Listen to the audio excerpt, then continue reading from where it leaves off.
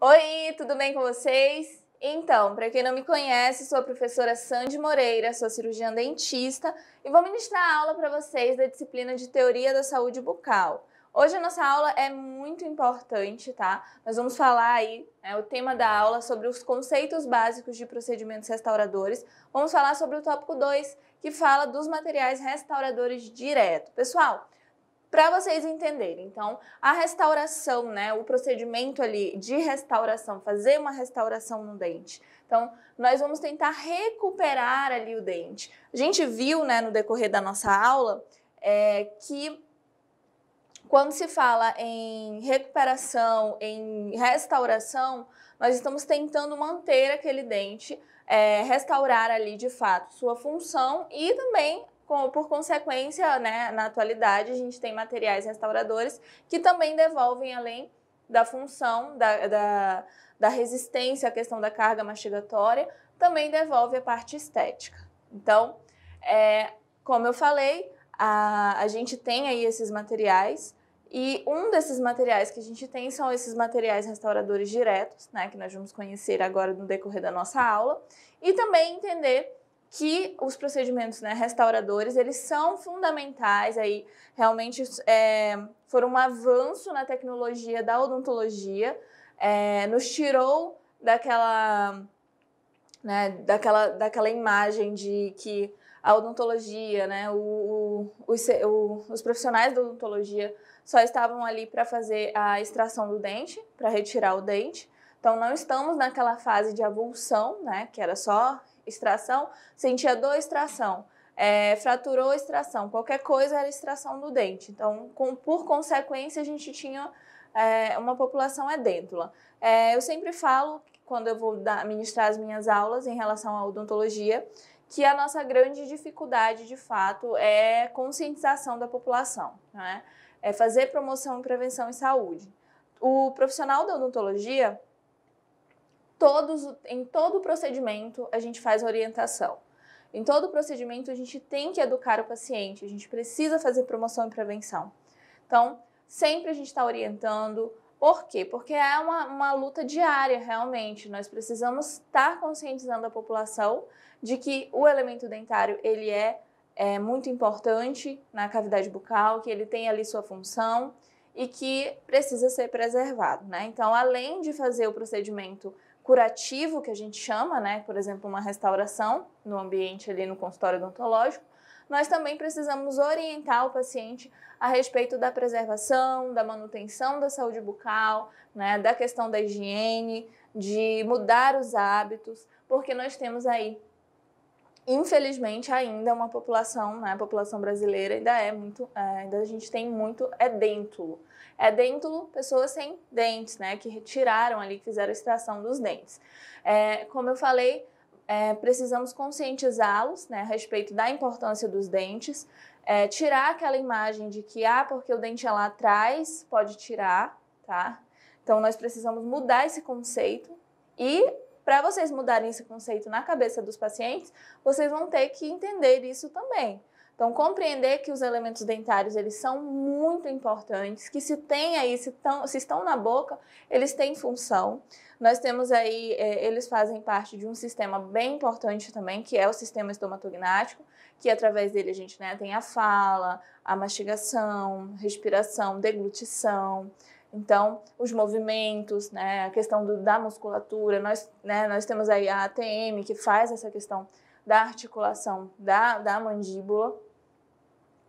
E é muito importante entender que quando a gente tem a perda de um elemento dentário, tudo isso vai mudar. Por quê? Porque o nosso organismo ele vai tentar se encaixar, ele vai tentar se organizar para que tenha ali o máximo de normalidade para aquele sistema. E quando ele faz isso, aí traz inúmeras consequências, como, por exemplo, cefaleia crônica, a pessoa começa a ter problema na ATM, começa a sentir dores na articulação, temporomandibular, entre outros inúmeros problemas que acarretam aí a perda de um dente. Então, vamos conhecer aí os materiais restauradores direto. Pessoal, esses materiais denominados restauradores diretos, eles são todos aqueles que se encontram ali catalogados para o trato direto, tá? Direto ali na boca do paciente, isto é, intraoral. Então, quando a gente fala restaurador direto, significa que vai ser feito direto na boca do paciente. A gente vai restaurar ali, na boca, tá bom? O material vai ser utilizado ali na boca, direto na boca do paciente. Entendam isso. Material restaurador direto, direto na boca do paciente. Aqui como tem na imagem, já está mexendo aqui direto na boca do paciente. E acham-se, né, esses materiais, eles acham-se inseridos nesse catálogo, os materiais conhecidos como compósitos de base resinosa. Então a gente tem resinas compostas, nós temos os cimentos dentários e os amálgamas dentários, que vocês já ouviram falar também. Vamos falar então das resinas compostas. Aqui tem a imagem para vocês, a gente tem aí de uma determinada marca, para vocês verem aqui, cada uma tem uma cor diferente, né? Tem uma função diferente. Então, com o avanço da tecnologia, da parte científica na odontologia, a gente tem hoje produtos muito bons, né, para serem aí utilizados no mercado. Então a gente tem material que logo que se iniciou ali a produção de resina, a gente tinha ou uma função ou outra. Então a resina era uma resina para estética, era uma resina para receber carga mastigatória, que era mais resistente à compressão. Então, hoje a gente já tem aí uma junção de tudo, a gente tem resinas muito boas, como é que eu posso falar, que tem uma durabilidade boa, né, que realmente alcançam as expectativas em relação à cor, a questão de não manchar depois que foi feito ali, porque não adianta nada ficar lindo na hora, o paciente ir para casa, se alimentar e a restauração manchar. Então, a durabilidade dessas restaurações, elas estão muito maiores. Então, realmente a gente tem produtos muito bons. Vamos conhecer um pouquinho sobre as resinas compostas. Os materiais tidos como resinas compostas, eles estão classificados como materiais que são formados por 3 componentes principais. Então, as resinas compostas, elas são formadas por 3 componentes principais. Quando se fala em resina, a gente tem aí uma matriz, uma carga e os agentes de união, tá? Então, esses são os componentes ali principais da resina composta. A matriz é um composto ali orgânico que apresenta alta densidade de ligações cruzadas, reforçada pela dispersação de partículas. A formação, né, básica da matriz, ela apresenta características de material resinoso plástico, tá? Então, é realmente ali bem resinoso plástico. Se polimerizado corretamente, forma aí uma fase contínua ao agregar partículas de carga. A carga é a partícula inorgânica que trabalha quimicamente integrada ali à matriz. Então, ela faz a parte química, a reação química. Trata-se de um mineral de vidro, de resina ou de fibras curtas que se unem ali à matriz pelos agentes de união, tá bom? E aí, a gente tem quais são os agentes de união? Os agentes de união silânicos, tá bom? Os agentes de união, eles são utilizados para a formação das resinas compostas, tá? Então, a partir dele que a gente tem a formação, e eles pertencem aí à mesma classe de seu nome, mais comumente utilizado ali nessa composição. São compostos orgânicos silânicos, tá bom? Que interagem aí com a carga. As resinas compostas, pessoal, elas têm uma grande ali quantidade de aplicação na área da odontologia. Como eu falei, a gente usa a resina muito mesmo ali na prática odontológica. Vocês vão ver, né, no decorrer da nossa aula que a amálgama ela ficou realmente em desuso, né, ela acabou ficando em desuso, e justamente porque a resina ela teve esse avanço tecnológico e vem aí nos trazendo sempre resultados bons, né? Durabilidade, como eu falei, a questão da cor, né? Da estética, que é muito importante também e que cada vez mais os pacientes vêm se preocupando em relação a isso. Dentre as quais, né, podemos mencionar a restauração ali dentro do uso das resinas compostas. A gente utiliza em restauração de cavidades e coroas, a gente utiliza, né, agentes adesivos, selantes de sulcos e fissuras, pode ser utilizado também, cimentos endodônticos, adesão de facetas cerâmicas e como cimento de fixação de coroas ou pontes fixas, tá bom? Essas resinas compostas se acham classificadas de acordo com o modo pelo qual podem ser manuseadas, tá bom? Então, de acordo com como a gente manuseia, é que a gente classifica. Nesse caso, temos as resinas fluidas que apresentam ali menor viscosidade, tá? Ela é menos viscosa e por essa razão ela acaba que flui com maior intensidade, espalhando-se pela região na qual a gente deseja trabalhar, né? Fechar ali bonitinho. Ao fazer isso, elas produzem uma anatomia dental com a maior exatidão. A gente consegue fazer uma escultura dental de uma forma mais fácil ali, que fica mais precisa. Realmente facilita o trabalho.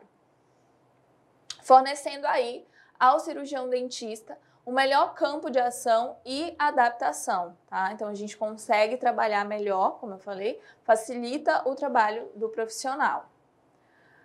A restauração e a cárie secundária. Sempre eu oriento os meus pacientes, eu até falei para vocês no início da nossa aula, que quando a gente faz um tratamento, né, quando a gente faz uma restauração, nós precisamos orientar o paciente. A gente sempre vai precisar fazer orientação de higiene, vamos verificar como é que está a mudança de hábito, se o paciente ele realmente está seguindo o que você está falando. E é um acompanhamento realmente frequente, que dependendo do caso do paciente, né, vai ter ali um acompanhamento mais incisivo, né, em relação à melhora de hábitos, principalmente quando se fala da higiene bucal. E aí, o que acontece? Vamos falar aí sobre a restauração e a cárie secundária. Como eu falei para vocês, quando a gente restaura um dente, não é restaurar e mandar o paciente para casa e acabou. Isso não resolve o problema. Se ele restaurou por um processo, né, porque o dente teve um processo carioso, então você precisa fazer as orientações de higiene, você precisa verificar questões como alimentação, hábito mesmo de higiene, rotina. Entender tudo isso para que você consiga ali colocar na cabeça do paciente que ele precisa mudar esses hábitos, que ele precisa mudar essa rotina e que precisa ter uma atenção maior com a sua saúde bucal. Por quê? Porque pode acontecer sim, gente, de restaurar o dente, né? Você vai tirar o profissional, ele vai retirar ali a cárie do dente, ele vai fazer a restauração. Só que se o paciente for para casa e esse paciente ele não mudar os seus hábitos, ele vai continuar, ele pode sim, né, ter ali uma cárie secundária, tá?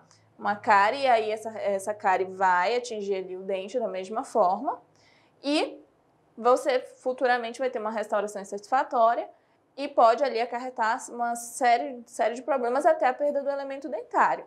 Então, por isso que eu falo que é um trabalho constante. Hoje, não só na odontologia, mas quando se fala em saúde, a gente não pode se dizer profissionais da saúde, prestar serviços de saúde, sem fazer promoção e prevenção em saúde.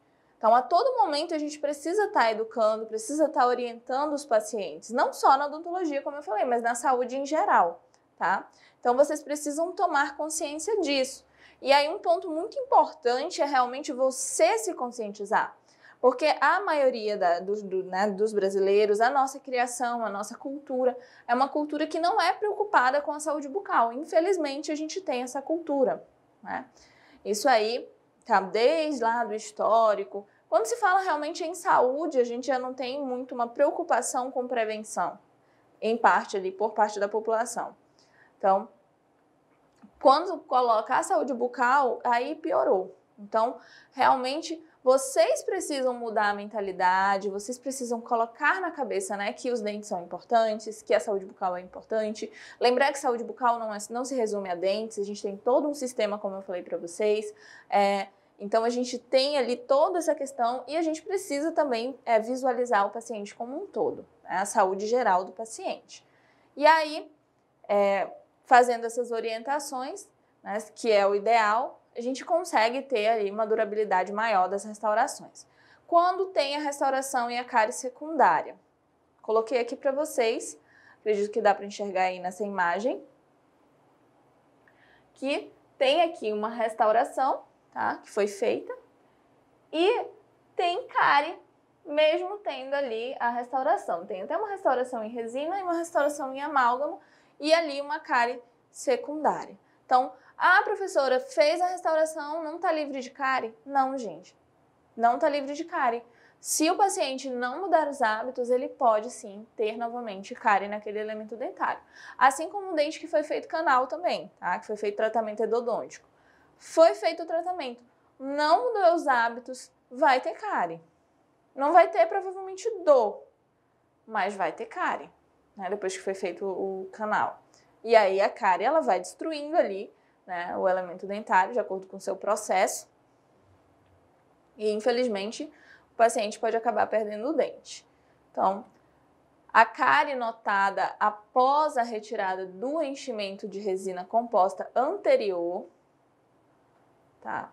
Aqui eu coloquei para vocês um exemplo, né, que a gente tirou, né, foi retirada a resina. Então, coloquei 3 elementos dentários aqui, ó, onde tinham restaurações, e aí foi retirada ali, né, a restauração, e tinha cárie infiltrada, né, por baixo ali, realmente, da restauração. Olha que interessante aqui, olha, como é que fica.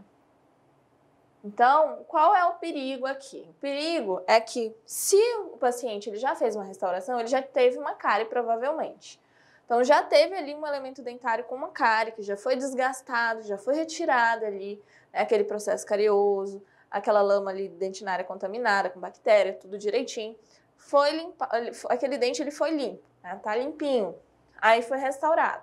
Só que entenda que já se perdeu bastante estrutura dentária, né? A restauração ela vai preencher aquele espaço, mas ela não vai substituir a estrutura. Então, quando se tem uma cárie, né, uma cárie secundária, uma restauração infiltrada ali, uma cárie que fica, o que acontece? Você tem grandes chances ali, né, de acabar atingindo a polpa dentária e aí levando a um tratamento de canal ou então mesmo a perda do dente. Então, quanto mais vai restaurando, mais vai desgastando, né? Mais vai desgastando. Então, o ideal é realmente mudar ali os hábitos do paciente, fazer com que ele entenda, que ele compreenda que não é só ir lá e fazer o tratamento. Que a saúde bucal, ela vai depender dele, dos hábitos dele, tá bom? Coloquei para vocês também um exemplo de restauração de amálgama insatisfatória e com infiltração de cárie, tá bom? Então, tem uma restauração aqui, olha, de amálgama, que também é um restaurador direto, né? E aí, aqui a gente consegue enxergar bastante cárie, né? Já tem uma cavidade aqui. E a restauração, com certeza, está muito insatisfatória. Precisa ser removida aí, tá? É trocada. Coloquei também a conclusão da aplicação da nova resina composta, tá? Como que fica após ali há uma restauração, né? Para vocês enxergarem, olha como fica bonitinho, tudo fechadinho. Então você olha ali, quem não tem, né, o olhar clínico nem vai identificar se tem restauração ou não. Então aqui, qual é a intenção, né, de fazer um tratamento restaurador?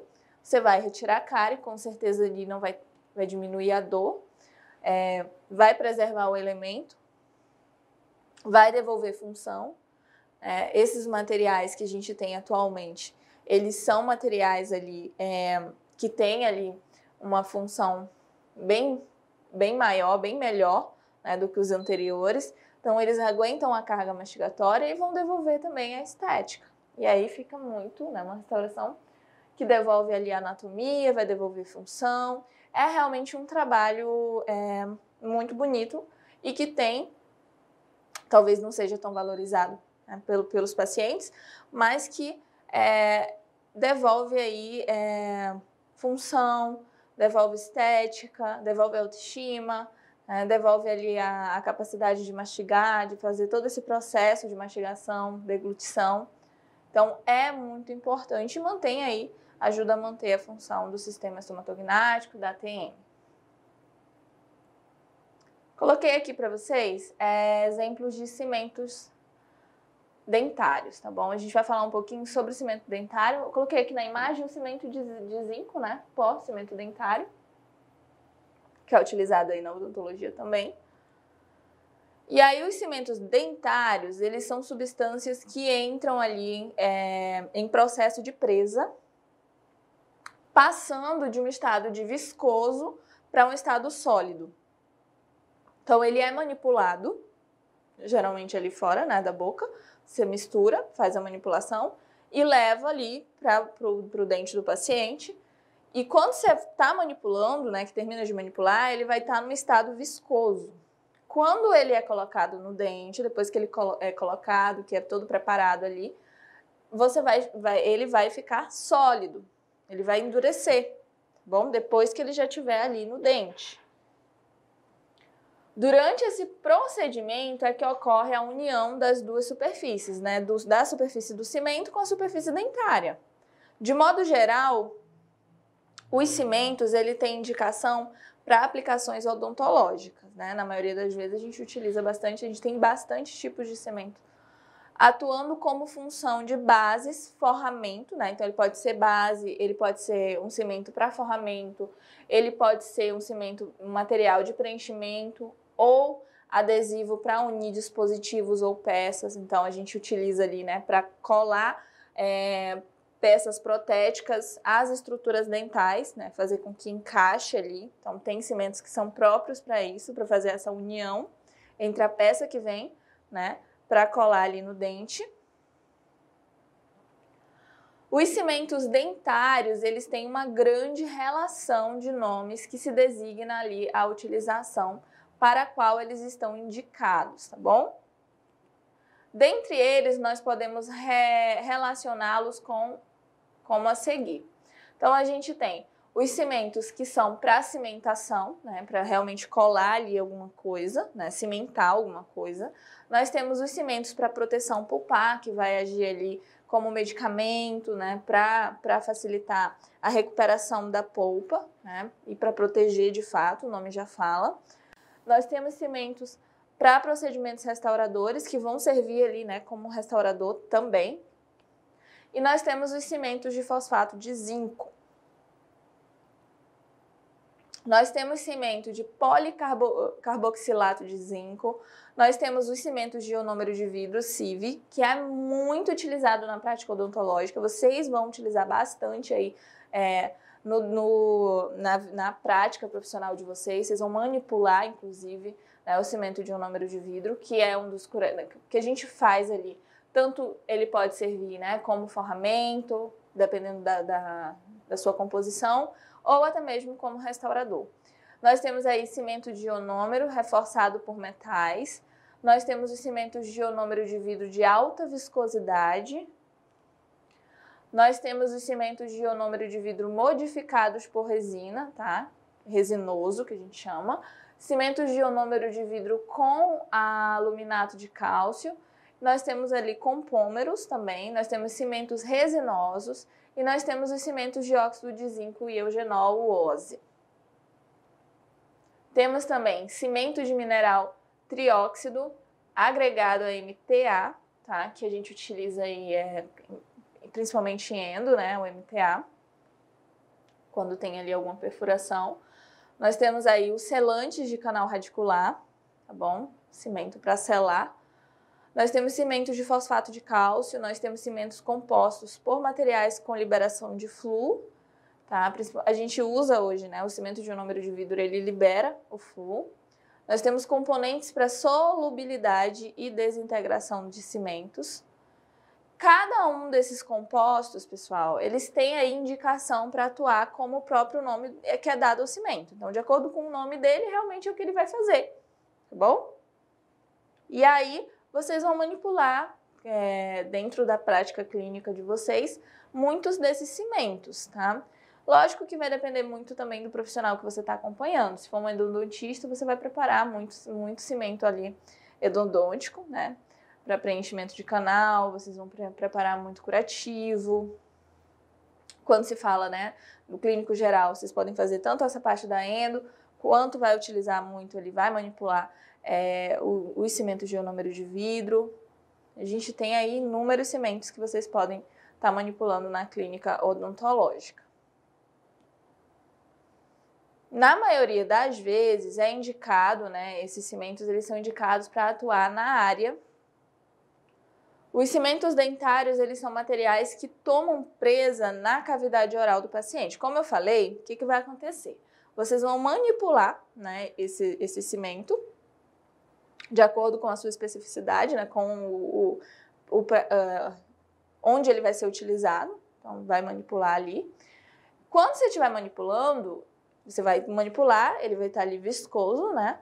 E ele só vai tomar presa lá no dente já, tá bom? Ele não pode tomar presa antes. Se ele tomar presa antes, o que é tomar presa? Ele endurecer. Se ele endurecer antes, ele não vai colar no dente. Então, ele não vai exercer a função que ele precisa, tá? Ele não vai aderir. Então, esse cimento, ele só vai tomar presa de fato lá na cavidade oral, na boca do paciente, ali no dente, tá bom?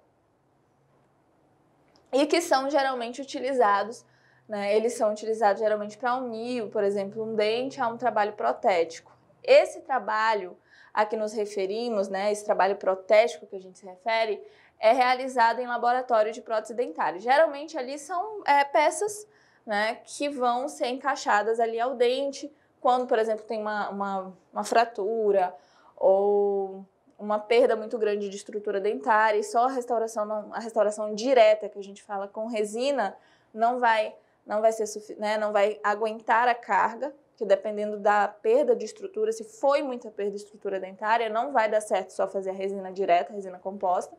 Então, aí a gente faz a moldagem, manda para o protético, então ele vai mandar a pecinha, né, em cerâmica ali, ou dependendo do material que é utilizado, e você vai encaixar essa peça ao dente com o uso ali, né, desses cimentos, tá bom? Então você vai colar a peça ao dente com o uso do cimento.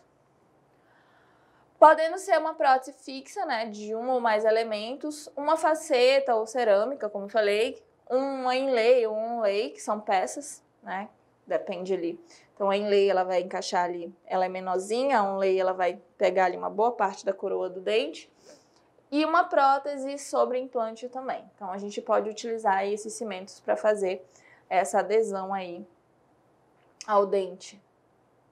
Os cimentos dentários, eles se encontram classificados de acordo com a reação química principal da qual eles participam. Então, de acordo com a forma como eles reagem ali, a reação química, a composição deles, é que eles se classificam.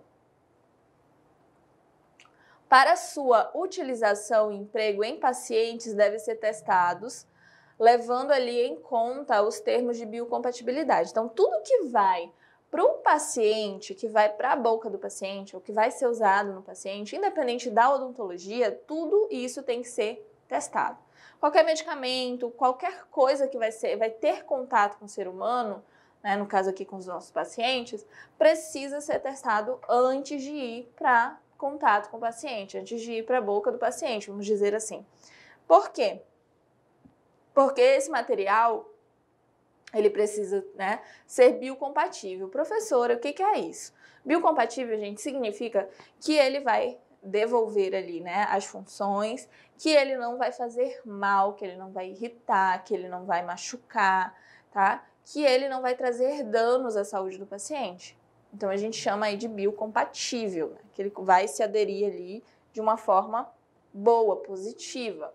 Segurança e efetividade antes do procedimento de cimentação definitiva. Para o conhecimento geral, os cimentos dentários, eles não causam danos ao paciente pelo seu efetivo uso, tá? Então, eles não fazem mal, esses cimentos, eles não fazem mal para o paciente, por possuírem propriedades físicas adequadas ao uso e produzirem também propriedades passivas ou ativas bioativas, tá? Condizentes com a função, como eu falei, e que foram desenvolvidos. Os cimentos dentários, eles estão ali disponíveis no mercado odontológico como pó, a gente tem, né? Líquido ou em forma de duas pastas. Então, A gente pode ter aí ele, o pó com líquido para misturar, fazer a mistura, ou duas pastas, que aí a gente tem a pasta base, de maneira que esses dois, né, componentes, ao serem misturados, vai misturar o pó, o líquido ou as duas pastas, dão início aí a essa reação química, quando você vai fazer a manipulação, a mistura deles. Os líquidos, pessoal, geralmente eles são compostos por ácidos tidos ali como fornecedores de prótons. Os pós, eles são compostos básicos, tá bom? Tidos como alcalinos, geralmente eles são formados por vidros ou óxidos contendo aí partículas metálicas. E aí, vamos falar um pouquinho agora de um material restaurador direto, que é ali o amálgama dentário. Então, professora, o que é isso, amálgama dentário? Amálgama dentário, gente, é aquela restauração escurinha que era muito utilizado, né, antes. Acho que vocês podem até ter, alguém aí pode ter restauração de amálgama na boca, mas vocês vão ver que o amálgama ele entrou em desuso, né? Então, tem muitas teorias em relação ao amálgama, tem muitos estudos, já tentaram ali retirar, né, o uso, ainda não retirou, por isso que nós estamos falando, e nós precisamos falar para entender também. E ele ainda é disponível, está disponível aí, mas o que acontece? Como eu falei, ele está em desuso. E aí vocês vão entender o porquê, mas se a gente for colocar hoje, né, com a odontologia atual, o que é esperado da odontologia, o que os pacientes cobram, o que os pacientes querem, a gente fala muito em estética. Então, a odontologia ela está muito voltada para a área, né, da estética, padrão que está sendo utilizado em relação à beleza dos dentes. Então, o amálgama realmente ele não se encaixa nesse padrão de estética atual. As pessoas elas querem dentes brancos, extremamente brancos, estão recorrendo, né, até a facetas, a lentes de contato, né, lentes dentárias aí, e tudo em relação a trazer ali uma cor, né, um branco para os dentes. É até um branco que nem se tem naturalmente, que nem com, por exemplo, um clareamento dental consegue ser alcançado. Então, não tem como a gente dizer, né, que o amálgama ele vai ser bem aceito pelo paciente, principalmente se a gente estiver falando de um consultório particular ou uma clínica particular. Então, o paciente ele não quer o amálgama, ele não quer o dente escuro, ele quer ali o dente branco, ele quer, né, tudo bonitinho, de acordo com os padrões atuais de beleza, com o que é esperado. Então, vamos entender um pouquinho, né, sobre o amálgama.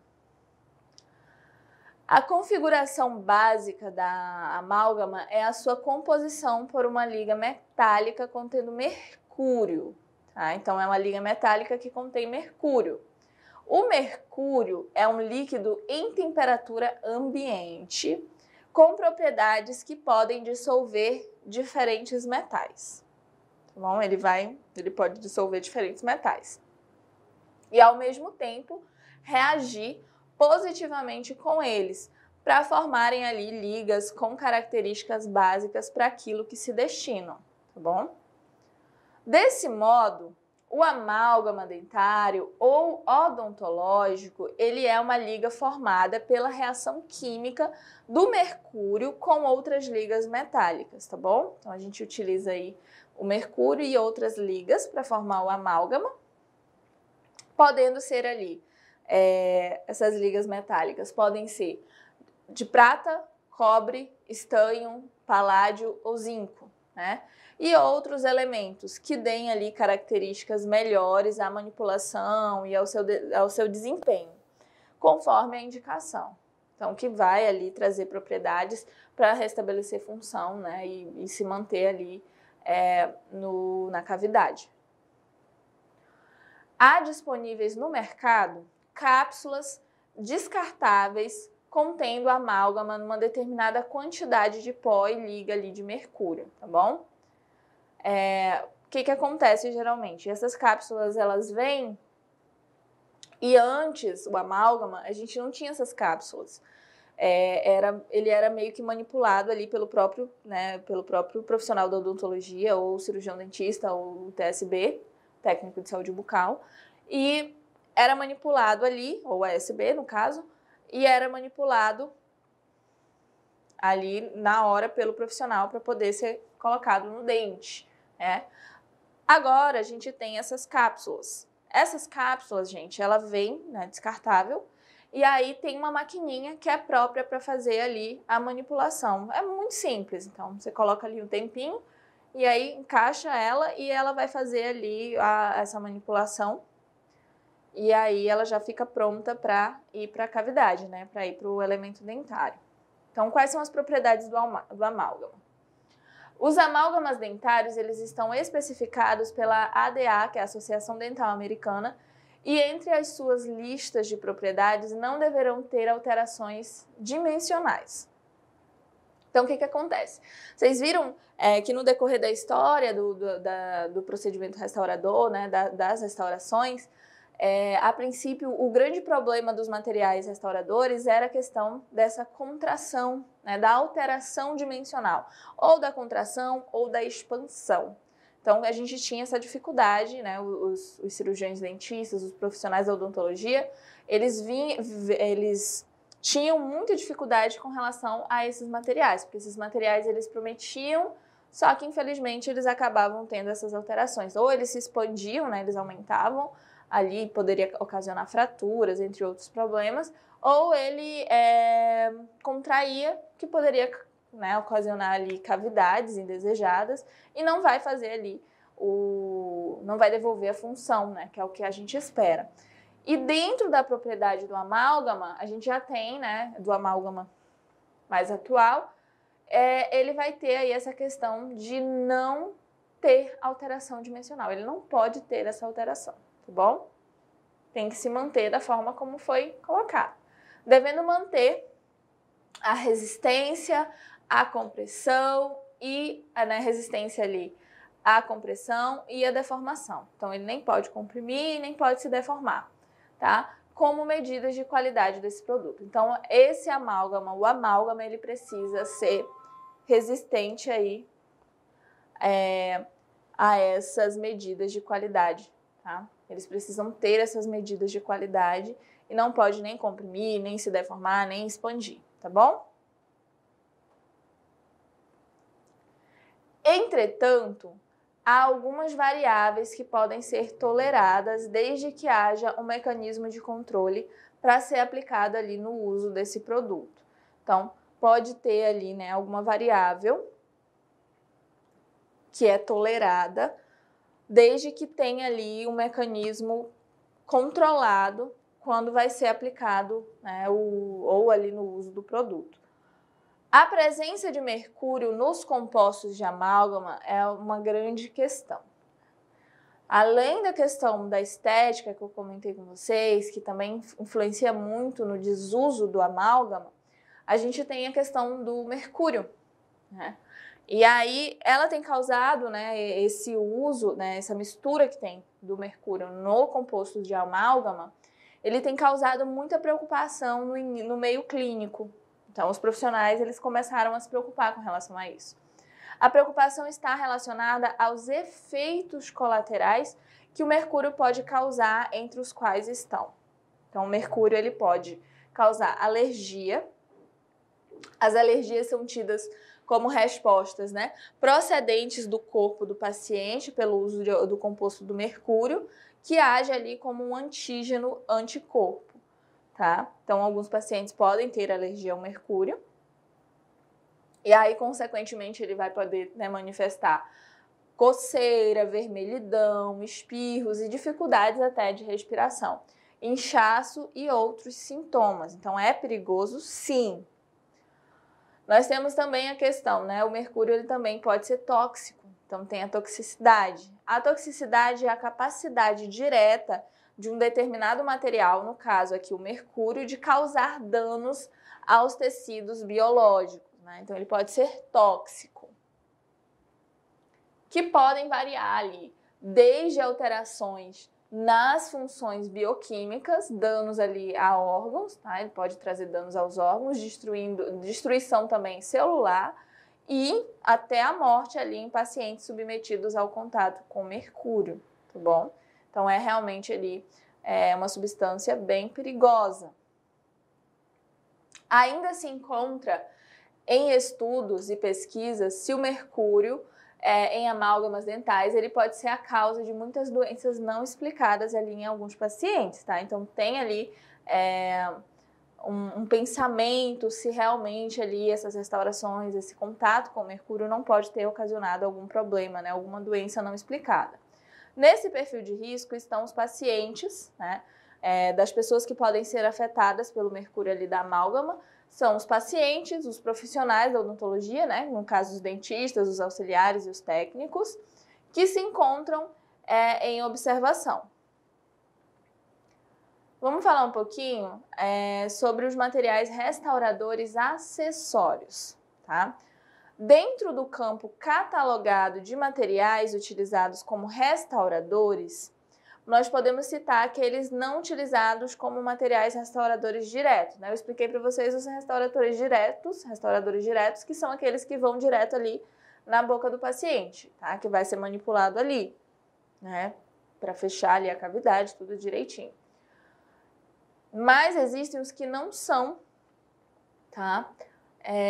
Materiais restauradores diretos, mas aqueles que auxiliarão na produção, por exemplo, de uma restauração direta.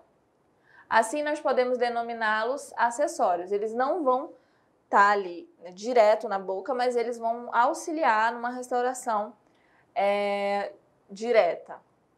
Trata-se de materiais a que poucos têm acesso, isto é, que trabalham diretamente com eles. Pertencem a esse meio os materiais de moldagens, né, como gesso, ceras odontológicas, revestimentos para fundição e procedimentos de fundição, e os materiais e processos para corte, desgaste, acabamento e polimento. Os materiais restauradores, tidos como acessórios, eles são todos aqueles que fazem parte direta ou indiretamente do trato com os trabalhos de restauração de dentição dos pacientes, tá bom? Esses materiais, eles podem ser divididos em 3 categorias a saber. Então, a gente tem aí os materiais que de modo direto têm contato com o paciente. Nós temos os que de modo indireto não fazem contato com o paciente. E os que agem direta e indiretamente em contato com o paciente. Os que agem direta e indiretamente, no caso, aqui está repetido. Então, os que agem direta e indiretamente em contato com o paciente. Os materiais de contato direto com o paciente, eles acham-se classificados em materiais de contato direto com pacientes, aqueles que interagem diretamente ali com eles, mesmo que por apenas alguns minutos, tá? Encontram-se nesses grupos os materiais de moldagem. Então, eles são contato ali direto, materiais de contato direto com o paciente. Materiais de contato indireto com o paciente acham-se classificados em materiais indiretos, né, o que tem contato com os pacientes, mas que não interagem ali, com eles, tá bom? Encontra-se nesse grupo os materiais utilizados em fundições, revestimentos. Materiais de contato direto e indireto com o paciente acham-se classificados em materiais indiretos e, ao mesmo tempo, diretos, todos aqueles que interagem com pacientes. São ali, no caso, as ceras odontológicas, os materiais de uso em cortes, desgaste, acabamento e polimento. E aí, nós vamos falar um pouquinho, né, sobre os materiais de moldagem, tá, pessoal? Tópico 3, materiais de moldagem do tema da aula de conceitos básicos de procedimentos restauradores. Então, vocês também vão, né, fazer manipulação de materiais de moldagem. Aqui a gente tem como exemplo a manipulação de material. Acredito que aqui seja o alginato, né, que é um tipo de material de moldagem também. Então, com a finalidade de dar procedimento aos trabalhos planejados para as restaurações de maior porte, né, quando a gente tem ali uma restauração maior, a gente tem ali a gente faz esse planejamento, tá bom? E justamente através ali de moldagem. Isto é, que não pode ser realizada num só momento, quando a restauração não pode ser feita ali imediatamente de uma vez só, né? Ali na hora. Ou durante algumas sessões, o profissional da odontologia ele deve proceder com a moldagem da área da qual vai ser confeccionada ali uma prótese, por exemplo. Essa moldagem ela deve ser feita com os materiais que destinam a obter cópia fiel da área a ser trabalhada. Então, a gente vai manipular o material, vai levar para a boca do paciente, vai moldar e ela precisa ser perfeita aquela moldagem. Por quê? Porque é a partir dali que a gente vai estudar, a gente vai ter ali uma réplica, né, se necessário, para encaixar no elemento dentário. Então, é muito importante que seja uma réplica fiel. Os trabalhos podem ser do tipo inlay, onlay ou até mesmo uma prótese fixa de um ou mais elementos, bom? Enfim, todos se traduzem em restauração de parte ou de toda a região dentária. Então, ou você vai restaurar uma parte ou toda a região dentária e aí você faz a moldagem. Os materiais de moldagem, eles são classificados a gente tem a classificação através do mecanismo de presa dele. Então, os materiais utilizados na moldagem, eles possuem 2 mecanismos de presa.